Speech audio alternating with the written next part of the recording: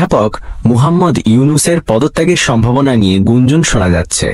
জানা যায়, রাজনৈতিক চাপ, নির্বাচনী সময়সীমা নিয়ে দ্বন্দ্ব, সেনাবাহিনীর ভূমিকা এবং আন্তর্জাতিক চাপের কারণে তার প্রশাসন বর্তমানে চরম সংকটময় অবস্থায় পড়েছে। জাতীয় নাগরিক পার্টির সঙ্গে এক বৈঠকে তিনি ব্যক্তিগতভাবে পদত্যাগের ইঙ্গিত দিয়েছেন, যদিও এখনো কোনো আনুষ্ঠানিক ঘোষণা আসেনি।